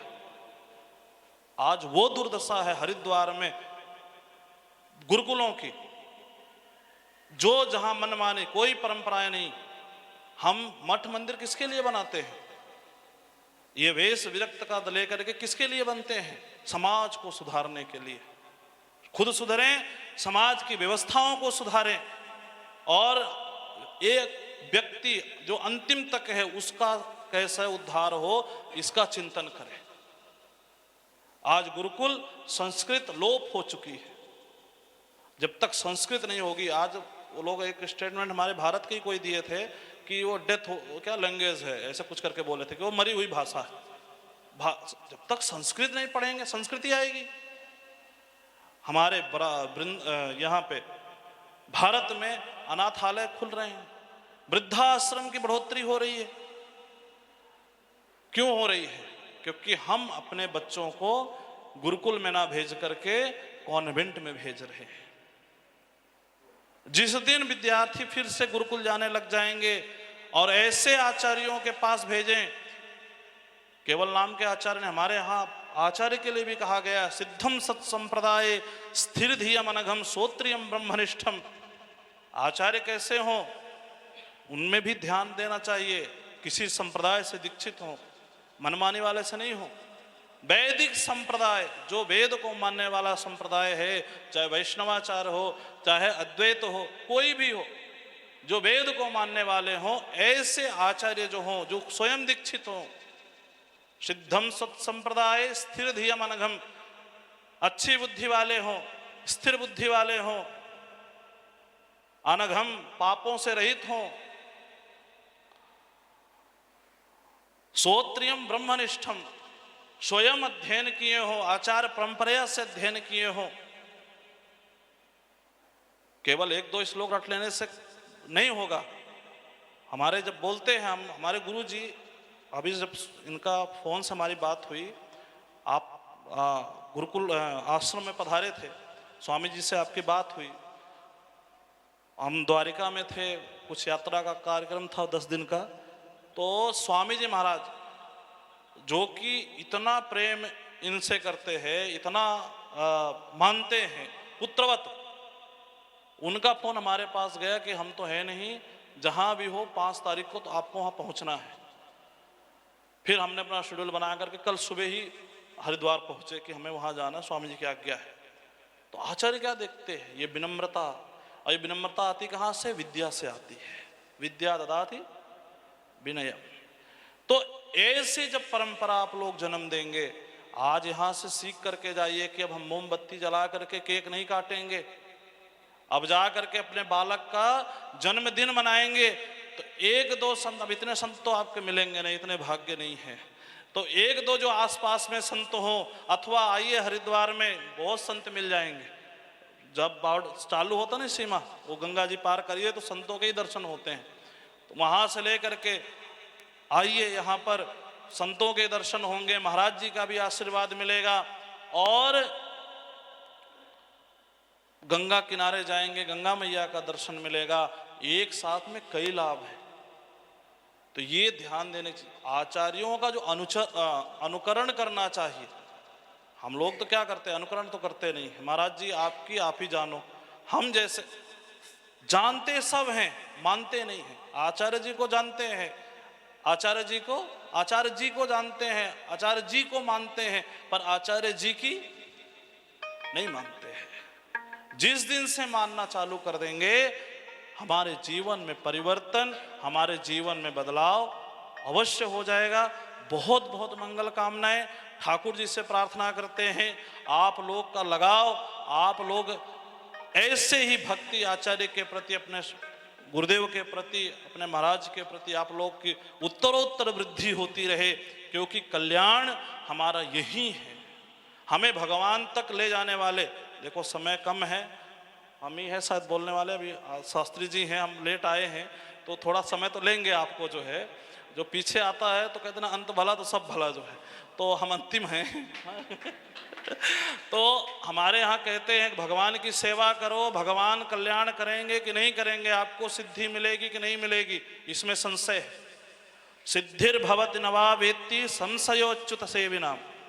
जो भगवान अच्युत की, भगवान की सेवा करते हैं, जो केवल दिन भर भगवान भगवान करते रहे, उनको भगवान मिलेंगे कि नहीं मिलेंगे, भगवान का धाम मिलेगा कि नहीं मिलेगा, इसमें संशय है। बोले तब, बोले न संशयोस्ति तद भक्तः परिचर्या रतात्मना। लेकिन उन अच्युत के जो भक्त हैं, यदि आप उनका चरण पकड़ लेते हैं तो आपका उद्धार, आपकी सिद्धि निश्चित है। इसलिए हमारे यहाँ, हमारे परंपरा में एक आचार्य हुए कुलशेखर स्वामी जी, वो भगवान से कहते हैं, प्रभु तद भृत्य भृत्य परिचारक भृत्य भृत्या भृत्यस्य भृत इति मा स्मर लोकनाथा। हे प्रभु, हम आपकी सेवा करने लायक नहीं है, तो बोले आपके दास के दास के दास के दास के दास, 7वीं पीढ़ी तक मांगे, 7 नीचे, क्योंकि हम आपके दासों की भी सेवा करने लायक नहीं है। हमारे अलवंदार स्वामी जी अलवंदार में कहते हैं कि हे प्रभु, आप एक काम करिए, हमने कोई अच्छे कर्म नहीं किए जो हमें मनुष्य बनाइए या कोई अच्छी योनि में भेजिए, कोई जरूरत नहीं है। तो बोले क्या चाहते हो? बोले एक काम कर दीजिए हमको, हमें अपने भक्त के घर में नाली का कीड़ा बना दीजिए। नाली का कीड़ा, एक ये तो कोई अच्छी चीज तो है नहीं, नाली का कीड़ा। बोले क्यों, उससे क्या तुम्हारा फायदा होगा? तबदास्य सुखैक सांगिनाम भवने स्वस्त्वपि कीट जन्म में इतरा वसथे सुमास्मभु अपि में जन्म चतुर्मुखात्मनः। हे प्रभु, यदि आप देना चाहते हैं तो आपके जो भक्त हैं उनके घर में हमको कीड़ा बना दीजिए, लेकिन यदि आप इसको नहीं दे रहे हैं तो हमें आपके जो विमुख ब्रह्मा अगर बनना पड़े, ब्रह्मा का भी पद भी हमें मिले तो हमें नहीं चाहिए। बोले फायदा क्या होगा? बोले प्रभु, अगर भक्त के घर में हमारा जन्म होगा, नाली में पड़े रहेंगे, तो भक्त क्या करते हैं, सुबह ठाकुर जी की रसोई बनाते हैं, ठाकुर जी की रसोई बनेगी, ठाकुर जी को भोग लगेगा, भोग लगने के बाद वो भक्त प्रसाद पाएगा। ठाकुर जी का भोग लगा तो प्रसाद हो गया, और वो भक्त प्रसाद पाया तो महाप्रसाद हो गया, और महाप्रसाद पाने के बाद जब वो हाथ धोएगा नाली में, तो वो अन्न का कण उसके हाथों से गिरेगा और उसे पा करके प्रभु हमें विश्वास है कि हमारा उद्धार निश्चित हो जाए। हम सब वैष्णव हैं, हमारा जो है सिद्धांत यहाँ तक है कि हम अपने आप को अपने आचार्य के रज जो है चरण रज की कण है उससे भी छोटा समझे। केवल आजकल तो क्या कहें, देखो बुरा मत मानना, दास भाव कहना, दास कहना और दास होना दोनों में बहुत फर्क है। दासों की संख्या खूब दिखती है पर दास भाव, महाराज जी कह दें जाओ, एक हमारे स्वामी जी शायद सुनाते थे हमको जो है वो विश्राम घाट मथुरा की कथा जो है, एक विश्राम घाट में मथुरा में स्वामी जी अपने संप्रदाय, हमारे संप्रदाय के एक आश्रम थे, तो एक बहुत स्वामी जी बहुत पूर्व में, बहुत पहले एक स्वामी जी हुए थे, तो तब इतना वृंदावन क्या कहे विस्तार नहीं था, वृंदावन तब बन ही था। तो जो लोग आते थे मथुरा, जो भी वैष्णव, तो वही स्टेशन से उतरते, विश्राम घाट पहुंच करके वहीं स्नान इत्यादि करते और प्रसाद भगवान का लेते, फिर वृंदावन की यात्रा करते थे, ये नियम था। तो कोई जो पहुंचता तो महाराज दंडवत दास का प्रणाम करके प्रणाम करता जो है, तो महाराज जी देखते, वयोवृद्ध थे, अरे महाराज बड़ी कृपा किए पधारे, अच्छा आ गए हो, तभी तो स्नान तो हुआ नहीं होगा। बोले नहीं महाराज नहीं हुआ है, तो भंडार की जो नाली है वो जाम हो गई है, थोड़ा साफ कर दो, उसके बाद स्नान करके प्रसाद पाओ जो है। अब सोचो कोई आप जाओ किसी आश्रम में, आजकल तो फोन आता महाराज जी हम आ रहे हैं, अटैच रूम रखवा देना, टॉयलेट वगैरह साफ करवा देना, और क्या वो वेस्टर्न टॉयलेट रखवा देना जो है, ऐसा कुछ करके आजकल फोन आता है। अब किसी से कह दिया जाए कि नाली साफ कर दो तो उसका क्या भाव बनेगा, अरे महाराज स्नान इत्यादि अभी नहीं हुआ, भोजन नहीं हुआ, भूखे हैं, ऐसा वैसा। तो बोले भैया तो ये दास क्यों लगा रहे हो, आके प्रणाम करते, हम थोड़ी आपको नाली साफ करवा रहे थे आपसे जो है, तुमने दास कहा इसलिए हमने वो काम लगाया, दास को क्यों बदनाम कर रहे हो। दास कहने की बात नहीं है, दास भाव की बात है। तो हमें भी अपने स्वामी के, अपने गुरु का दास बन के रहना है और हमारा कल्याण होगा ये निश्चित मान करके रखना है। इसलिए आपका उत्तरोत्तर वृद्धि हो। अभी और भी देर हम लगाते हैं लेकिन हमको सुकताल तक जाना है, तो इसलिए यहीं से आप सबसे विदाई और अपनी वाणी को यहीं विराम देंगे और भगवान से कामना करेंगे कि ऐसे उत्तरोत्तर वृद्धि आपके जीवन में होती रहे। आप देश विदेश में सनातन धर्म का प्रचार करें, क्योंकि धर्म को आज लोगों ने जो बना दिया है वो सनातन धर्म नहीं है। सनातन धर्म कभी अकर्मण्यता नहीं सिखाता है, कभी चटनी खा करके कृपा नहीं दिलाता है। अहेतुक्या प्रतिहता भक्ति, हमारे यहाँ भक्ति का मतलब ये नहीं है कि तुम्हारे घर में बुखार नहीं होगा, जुखाम नहीं होगा। सनातन धर्म में कभी भी दुख से छुट्टी पाने के लिए अथवा अपनी कामनाओं की पूर्ति करने के लिए भजन नहीं सिखाया जाता, भगवान के पूजा पाठ नहीं सिखाया जाता। भजन करना तो हमारा स्वभाव है, हमारा अधिकार है, और जो हमारे प्रारब्ध में है सुख दुख, वो कहीं भी चली जाओगे आप पूरे जीवन। अगर इसके लिए माला कर रही हो ना कि हमारे कभी बीमारी ना हो, कोई घर का मरे नहीं, कोई कुछ ना हो, तो आज ही माला बंद कर देना। माला यदि कर रही हो तो परमात्मा के लिए करना। ये जो चीजें हैं ये आपके प्रारब्ध हैं। कथा सुन रही हो वो सब भोगना पड़ेगा जो तुम्हारे प्रारब्ध में ठाकुर जी ने लिखा है, लेकिन कथा का फल क्या है, वो जीवन में आपके अलग ही बदलाव आएगा, उसका फल अलग ही मिलेगा। भगवान ने स्वयं कहा, गीता में कहते हैं, ऐसे भक्त हमारे परम धाम को यद गत्वा न निवर्तन्ते तद्धाम परमम मम, हमारे परम धाम को प्राप्त करेंगे। इसलिए भक्ति भगवान के लिए और भगवान के धाम के लिए और संतों के लिए करना, और किसी कामना के लिए भक्ति मान के कभी मत करना, जो है वो तो सहज ही आपको मिलेगा। बोल भक्तवत्सल भगवान की।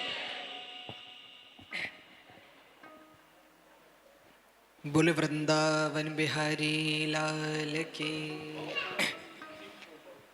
आज यहाँ जो पूज्य स्वामी जी विराजमान हैं, पूज्य श्री दिव्यांशु जी महाराज, आप जिनके कृपा भाजक हैं, श्री जगत गुरु स्वामी श्री श्याम नारायणाचार्य जी महाराज, उनकी अतिशय कृपा हम पर है, इसका अनुभव दास को बार बार होता रहता है।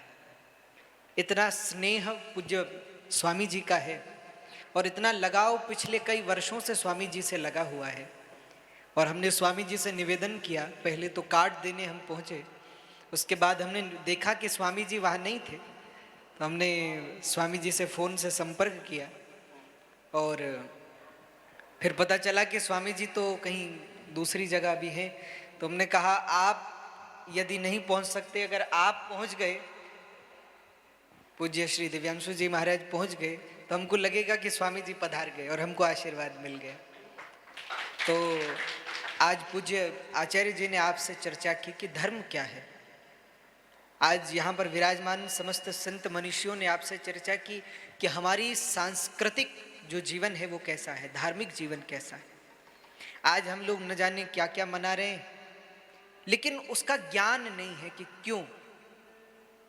केवल अंधानुकरण हमारे जीवन में चल रहा है, किंतु हमारे यहाँ विश्वास अंध नहीं है, बल्कि मानस कहती है भगवान शिव विश्वास है और श्री पार्वती जी श्रद्धा है। श्रद्धा विश्वास रूपिणो, और हमारे यहाँ विश्वास अंध नहीं है, उनके 3 नेत्र हैं। तो अपने जीवन में विश्वास के प्रति ज्ञान को जागृत कीजिए और वास्तविक रूप में धर्म को जानिए।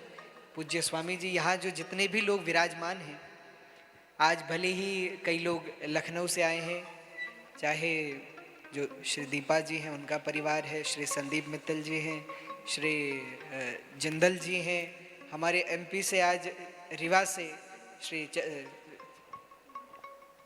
चतुर्वेदी जी यहाँ पर पधारे हुए हैं। मैंने बड़ा आग्रह किया आपसे और आपके सुपुत्र श्री जीतू जी और अनोखी जन सेवा समिति, बड़ी अलग क्या कहें, हमारी समिति है और जयपुर में से आप लोग हैं। और इससे पूर्व में एक बार आपने मध्य प्रदेश में भगवान महाकाल के सानिध्य में कथा का आयोजन किया और उसके बाद अभी द्वारका में आप लोगों के द्वारा आयोजन श्रीमद् भागवत कथा का था। तो अनोखी जन सेवा समिति से हमारे कैलाश जी हैं और जितने भी लोग हैं सब पधारे हुए हैं। साथ ही साथ अंबाला से श्री अनिल अरोड़ा जी, उनका परिवार आप लोग पधारे हुए हैं। चंडीगढ़ से श्री मधु जी हैं, श्री रविवीर जी हैं और देहरादून से हैं जिनके यहाँ अभी हम लोग कथा में थे, श्री देवली जी हैं, उनका परिवार है। हमारे यमुनोत्री से अभी एक गांव में कथा थी श्यालम में, वहाँ से हमारे पवार जी पधारे हुए हैं और इतने सारे लोग पधारे हुए हैं कि लगा नहीं था हमको कि इतना बड़ा कार्यक्रम हो जाएगा। दिल्ली से श्री मंजू जी पधारी हुई हैं और बहुत सारे लोग, हाँ जी, और श्री हमारी बड़े प्रेमी भक्त समाज से श्री रुचि अग्रवाल जी, उनके पतिदेव, आप दोनों पधारे हुए हैं। तो इतना आनंद, वैसे तो आज के दिन जो गिफ्ट दिया जाता है आप लोगों को देख करके ही बहुत गिफ्ट मिल गए हमको, तो आप लोग पधारे हुए हैं और वास्तविक रूप में बड़ा प्रेम, बड़ा आदर, बड़ा भाव, बड़ी श्रद्धा आप लोगों में है। मुझे लगता है नहीं तो एक दिन के कार्यक्रम में इतनी दूर से कहीं पहुंचना बड़ा असंभव सा कार्य है, किंतु आप लोग पधारे हैं और न केवल आए हैं बल्कि सेवा भी कर रहे हैं, दिन रात काम में लगे। हमारे परिवार से बहुत लोग आए हैं और आप सब लोग इतने आनंद से, भाव से यहाँ पर पधारे।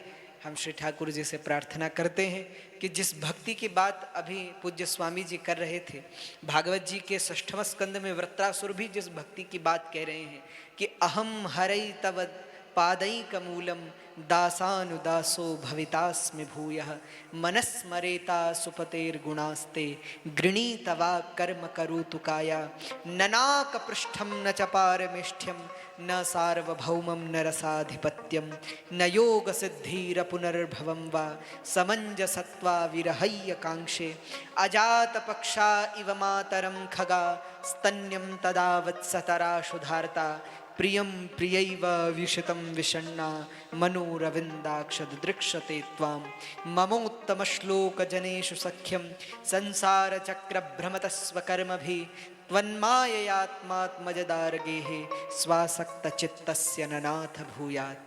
वृत्रासुर भगवान से उसी दासानुदास भक्ति को मांग रहे, भगवान से कह रहे हैं कि ननाक पृष्ठम न चपारमिष्ट, मुझे स्वर्ग का राज्य नहीं चाहिए, मुझे धरती का राज्य नहीं चाहिए, मुझे रसातल का राज्य नहीं चाहिए। न योग सिद्धि र पुनर्भवम व, न योग चाहिए न सिद्धियां चाहिए, और बोले अगले जन्म की भी चिंता नहीं है, र पुनर्भवम व, मुक्ति भी नहीं चाहिए।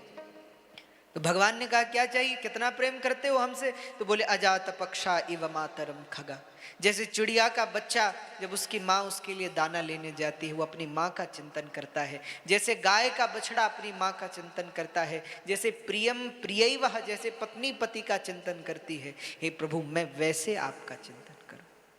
और ममोत्तम श्लोक जनेषु सख्यम संसार चक्र भ्रमत स्वकर्म भी, और त्वन्माययात्मात्मजदार गे, बोले भले ही संसार में ही आप हमें घुमाते रहना, लेकिन एक वरदान आपसे चाहिए। क्या चाहिए? बोले स्वासक्त चित्तस्य न नाथ भूयात्, जैसे व्यक्ति श्वास लेना नहीं भूलता वैसे मैं आपको कभी ना भूलूं। तो आप लोगों के हृदय में भी वह भक्ति जागृत हो। यहाँ पर श्री हमारे बलवंत सजवाण जी भी आज यहीं से पधारे हुए।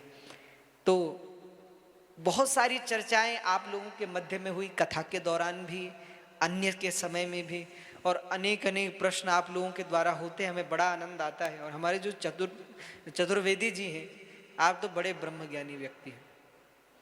आपने हमको ऐसी पुस्तक भेंट की, हमको बड़ा आनंद पढ़ करके आया।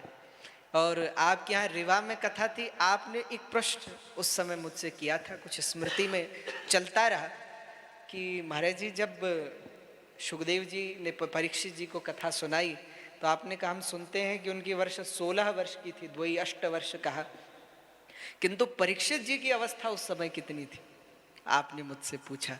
तो उस समय तो मैंने आपसे कहा कि अभी तो कुछ स्मरण में क्या पढ़ा नहीं है, और सीधी सी बात है सर्वज्ञानी कोई हो नहीं सकता है, किंतु समय आने पर आपको अवश्य बताएंगे। तो श्रीमद् देवी भागवत में वर्णन आता है कि उस समय परीक्षित जी की जो आयु है वो 96 वर्ष की थी जिस समय उन्होंने भागवत कथा का श्रवण किया।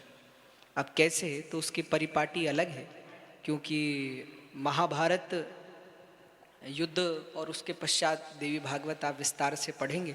लगभग 96 वर्ष की उम्र उस समय परीक्षित जी की थी, क्योंकि 60 वर्ष परीक्षित जी ने राज्य किया है और 36 वर्ष के बाद वो राजा हुए हैं। तो जोड़ दिया जाए तो 60 वर्ष के बाद उन्होंने संन्यास लिया राज्य करने के बाद, तो 96 वर्ष की अवस्था होती। तो ऐसे बहुत सारे प्रश्न हमारे श्रोताओं के द्वारा हमें मिलते हैं, उससे बड़ा आनंद होता है हमारी पढ़ाई में। परंपरा जो है जिसे कालक्षेप बोलते हैं जी, हमारे जितने भी महापुरुष हुए हैं, चाहे शंकराचार्य, रामानुजाचार्य, जितने भी महापुरुष हुए हैं, वो जो परिपाटी अभी कथाओं की चल रही 3 घंटे लगातार की, ये तो अब चली होगी शायद से भागवत जी का चल रहा होगा, या अब ज़्यादा विस्तार हो गया। तो ये हमारे यहाँ पहले जितने भी महापुरुष धर्माचार्य होते थे वो कालक्षेप करते थे, घंटे 1 घंटे 2 घंटे करते थे। तो श्रोता और वक्ता, जैसे परस्पर भावानंद जो कहा गया है, तो वक्ता बोलते थे, जो श्रोताओं को कोई संशय होता था तो खड़े होकर पूछ लेते थे। अभी वो नहीं हो रहा है, या जो भी कहें तो उसमें क्या होता है, जो संशय रह जाता है तो संशयात्मा विनश्यति जो है, तो आदमी भटक जाता है। तो ये बहुत अच्छा आपने किया है कि प्रश्न ले रहे हैं, भेंट से ही उत्तर जो भी हो। ये कभी मैं सोच रहा हूँ, हमने प्रश्न किया, हमने कई लोग ऐसे करते हैं अटकाने के लिए, हमने देखो महाराज जी को बोलती बंद करवा दी, ये गलत है। समुद्र में मोती भरा होता है, आप ढूंढ नहीं पा रहे, इसका मतलब नहीं समुद्र में मोती नहीं है या समुद्र में रत्न नहीं है। आप कितना ढूंढ पा रहे हो, किस समय कर पा रहे हो, वो आपकी कमी होगी, महाराज की नहीं होगी। ये बहुत अच्छा महाराज ने किया है कि प्रश्न ले रहे हैं और लोगों का जो है संशय पूर्ण कर रहे हैं, बहुत अच्छी परिपाटी। बल्कि महाराज जी अभी हमारे जो संदीप मित्तल जी हैं, आप समस्त लखनऊ में बहराइच से हैं और आप लोगों के द्वारा वहाँ कथा का आयोजन था, तो हमने आपसे एक विशेष बात ये रखी कि आप कथा में जगह जगह कुछ पात्र रखिए और कथा के दौरान किसी के मन में कोई प्रश्न हो वो लिख करके उसमें डाल दें और हम प्रयास करें कि उनके प्रश्नों का उत्तर दे सकें। बहराइच तो हमारी जन्मभूमि नहीं है। तो आप सभी लोगों का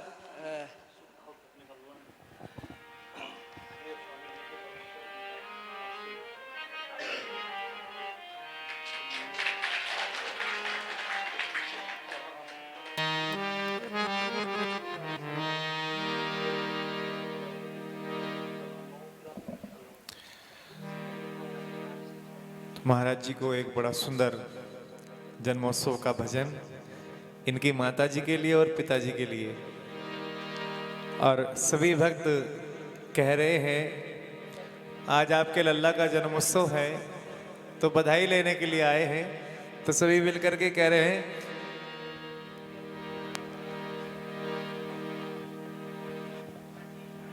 इसके पश्चात 2 शब्द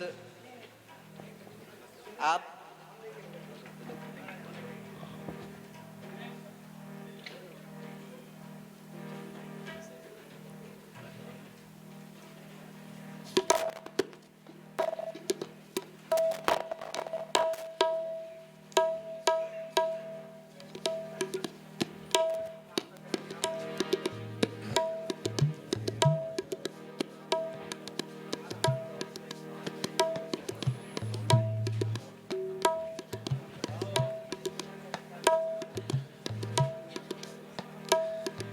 तेरे लल्ला की सुन के मैं आई, यशोदा मैया दे दो बधाई।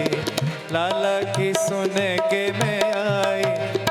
भैया जी जिसको बधाई चाहिए मैया के पास जाए और मैया से बधाई ले और ये कहे लाला की सुन के मैं आई, यशोदा मैया दे दो बधाई। लल्ला की सुन के मैं आई। अभी जो लोग एक एक कर के ऊपर आना चाहते हैं आप लोग एक एक करके आएंगे। और अभी कार्यक्रम विश्राम नहीं हुआ है, रात्रि में सुंदरकांड का और भजन संध्या का कार्यक्रम है। आप सब लोग सम्मिलित होंगे रात्रि के कार्यक्रम में। और 7-7:30 बजे से कार्यक्रम 8 रखते हैं, 8 से 7 बजे से कार्यक्रम शुरू होगा। तो आप सभी लोग पुनः 7 बजे विराजेंगे। अभी आप लोग सब लोग जलपान करेंगे, भोजन करेंगे और भोजन करने के पश्चात थोड़ा आराम करके विश्राम करके अगर भ्रमण करना चाहें तो थोड़ा गंगा जी का दर्शन और भ्रमण इत्यादि करके पुनः ठीक 7 बजे से कार्यक्रम पुनः शुरू होगा। तो आप सभी लोग एक एक करके अगर आना चाहते, हाँ जी आप बोलते हैं, आवाज खोल दो। अनोखी जन सेवा समिति के सदस्य जो जयपुर से पधारे हैं, महाराज जी का हमारे अर्पण स्वागत कर रहे हैं। अनोखी जन सेवा समिति जयपुर। हे महाराज सावरिया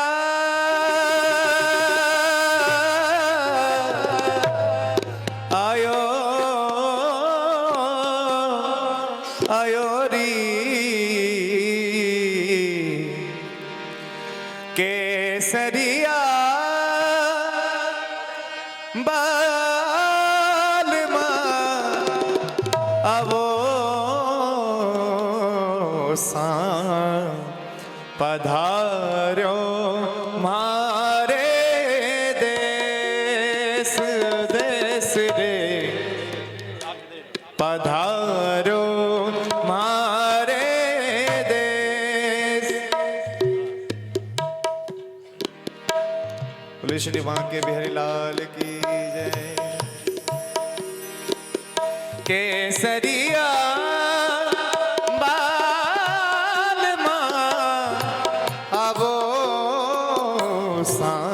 पधारो मारे देश देश रे पधारो मारे देश। केसरिया पधारो मारे देश देश रे पधारो मारे देश। केसरिया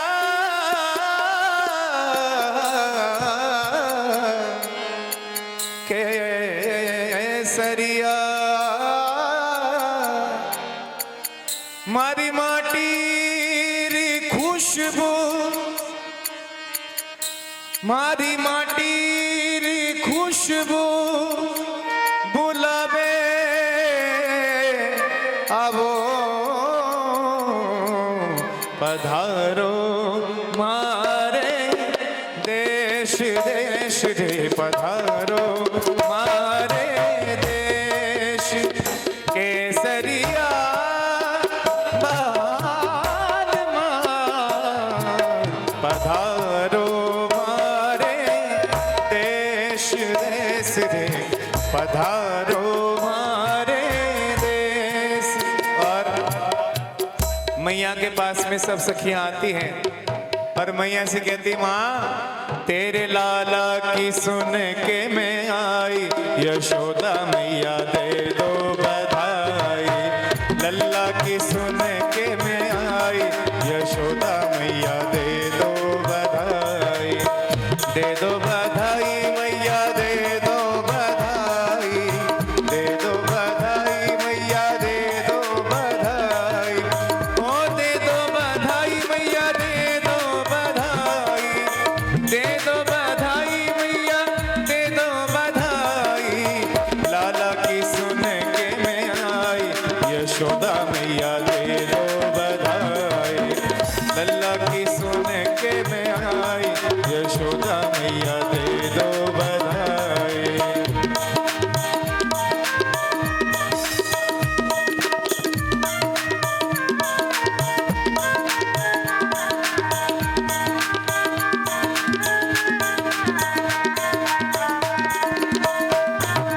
मीठी मीठी ताली की सेवा करते हैं सभी।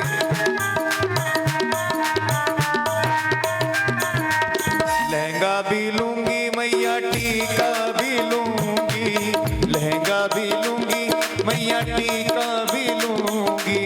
ओ लहंगा भी लूंगी मैं टीका भी लूंगी, लहंगा भी लूंगी मैं टीका भी लूंगी। लहंगा भी लूंगी मैया टीका भी लूंगी, लहंगा भी लूंगी मैया टीका भी लूंगी। हार की हार की हार की दे दो गढ़ाई, यशोदा मैया दे दो बधाई। हार की दे दो गढ़ाई, यशोदा मैया दे दो बधाई। तेरे लाला की सुन के मैं आई, यशोदा मैया दे दो बधाई। लल्ला की सुन के मैं आई, यशोदा मैया दे दो बधाई।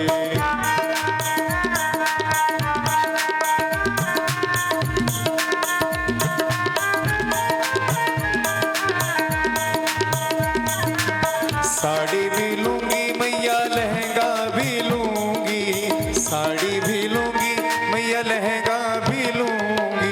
ओ साड़ी भी लूंगी मैं लहंगा भी लूंगी, साड़ी भी लूंगी लहंगा भी लूंगी। साड़ी भी लूंगी मैया लहंगा भी लूंगी, साड़ी भी लूंगी मैया लहंगा भी लूंगी।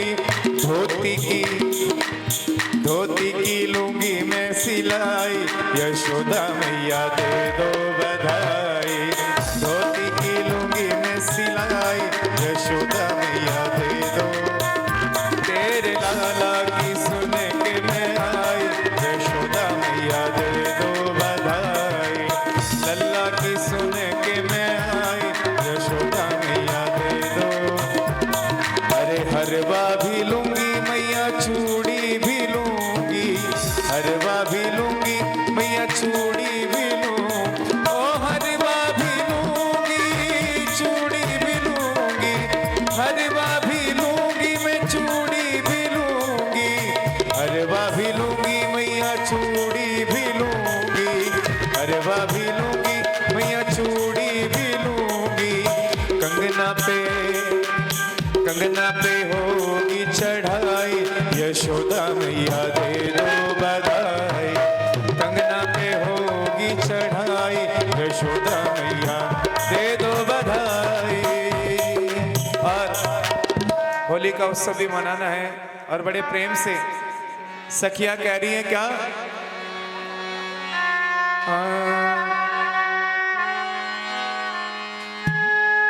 और कहते हैं जहां पर होते हैं पंजाबी वहां पर रौनका लग जाती है। कहा बड़े प्रेम से अरे रे मैं नाना करती हार गई, वो रंग डार गयो मेरो सांवरिया। तो आइए बड़े प्रेम से करें। अरे मैं नाना करती हार गई, रंग डार गयो मेरा सांवरिया रंग। हाँ मैं नाना करती, मैं नाना करती, मैं नाना करती हार गई, रंग डार गयो मेरा सांवरिया।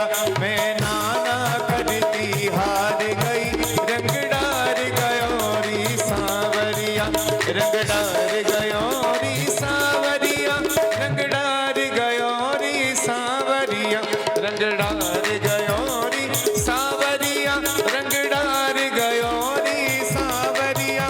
मैं नाना, मैं नाना, मैं नाना करती हार गई, रंग डार गयो री सांवरिया। मैं नाना करती हार गई, रंग डार गयो री सांवरिया। आप सभी लोगों से निवेदन है कि जो लोग रात्रि के लिए, थोड़ी देर शांति से, आप लोग रात्रि के लिए जो लोग रुकेंगे वो तो कोई बात नहीं, लेकिन जो लोग जाने वाले हैं वो कृपया भोजन करके अवश्य जाएं। और रात्रि में भी 7 बजे से भजन संध्या का कार्यक्रम है, जैसा आपको पूर्व में अवगत कराया गया है। तो आप सभी लोग उसमें आमंत्रित हैं। प्रयास करें कि सब लोग आज यहीं ठहरें, यहीं विश्राम हो और आज रात्रि सुंदरकांड भजन संध्या का आनंद अवश्य लें। कल सुबह संतों का भंडारा होगा और जो गरीब माताएं हैं उनका भोजन है और फिर सभी लोग भोजन करके विदा होंगे। तो कृपया प्रयास करें कि आज रात्रि यहीं विश्राम करके कल प्रातः आप लोग प्रस्थान करेंगे। और अभी भोजन अवश्य करें आप सभी लोग, तो नीचे भोजन की भी व्यवस्था है, भोजन के लिए जाते रहें।